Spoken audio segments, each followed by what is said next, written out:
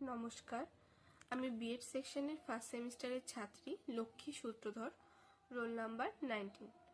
তো আজকে আমাদের টপিক হচ্ছে নেচার অফ ক্লাসরুম ডিসকোর্স, অর্থাৎ শ্রেণীকক্ষের বক্তৃতার প্রকৃতি। তো নেচার অফ ক্লাসরুম ডিসকোর্স অর্থাৎ শ্রেণীকক্ষের বক্তৃতার প্রকৃতি সম্পর্কে জানতে হলে প্রথমেই আমাদের জানতে হবে মিনিং অফ ক্লাসরুম ডিসকোর্স, অর্থাৎ শ্রেণীকক্ষের বক্তৃতার কথাটির অর্থ কী। এখানে আমি প্রথম যে পয়েন্টটা রেখেছি সেটা হলো classroom discourse is the exchange of ideas, information and opinions between teachers and students in a classroom setting. It involves both verbal and non-verbal communication. অর্থাৎ শ্রেণীকক্ষের বক্তৃতা হলো শ্রেণীকক্ষে শিক্ষক এবং শিক্ষার্থীদের মধ্যে ধারণার, তথ্য এবং মতামতের আদান প্রদানের যা মৌখিক এবং অমৌখিক অর্থাৎ ভাষায় প্রকাশ করে বা লিখিতভাবে উভয় ধরনের যোগাযোগের সাথেই শ্রেণীকক্ষের বক্তৃতা জড়িত। দ্বিতীয় যে পয়েন্টটা আমি এখানে রেখেছি সেটা হলো the study of classroom discourse is the study of the process of face to face classroom teaching. অর্থাৎ বক্তৃতা হলো সামনাসামনি শ্রেণীকক্ষে পাঠ দানের প্রক্রিয়ার একটি অধ্যয়ন। অর্থাৎ শ্রেণীকক্ষে যখন শিক্ষক এবং ছাত্রদের মধ্যে পাঠ আদান প্রদানের প্রক্রিয়াটি হয়ে থাকে তখন শিক্ষক এবং ছাত্রছাত্রী প্রত্যেককেই উপস্থিত থাকতে হয়। এরপর আমরা জানব নেচার অফ ক্লাসরুম ডিসকোর্স, অর্থাৎ শ্রেণীকক্ষের বক্তৃতার প্রকৃতি বা পরিবেশ কীরকম হতে হয় বা হওয়া উচিত। তো প্রথমে এখানে আমি পয়েন্ট রেখেছি ডেভেলপ কমিউনিকেটিভ স্কিল, অর্থাৎ যোগাযোগে দক্ষতা বিকাশ।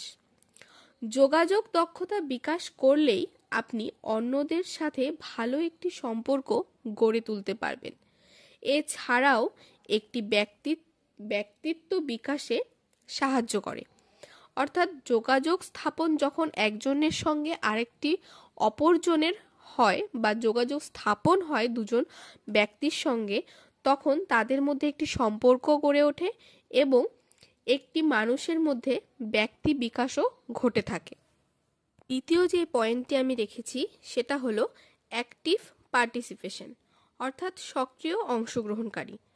সক্রিয় অংশগ্রহণকারী বলতে সেই ব্যক্তিকে বোঝায় যে কোনো কাজ স্বতঃস্ফূর্তভাবে অংশগ্রহণ করে। সক্রিয় অংশগ্রহণের মাধ্যমে শিক্ষার্থীদের স্মৃতিশক্তি ও স্নায়ুসংযোগ বিকাশে লাভ করে।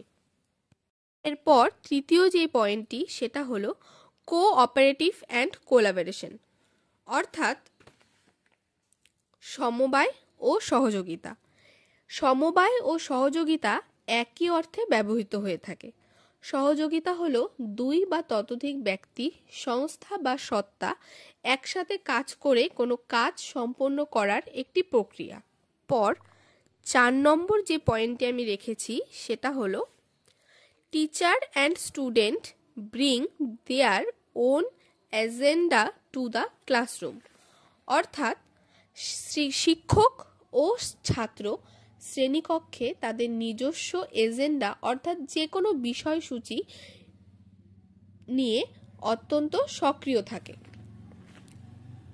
এরপর লাস্ট যে পয়েন্টটি আমি রেখেছি সেটা হলো it brings clarity and distinctiveness in the speech, অর্থাৎ এটি বক্তৃতায় স্বচ্ছতা এবং স্বতন্ত্রতা নিয়ে আসে।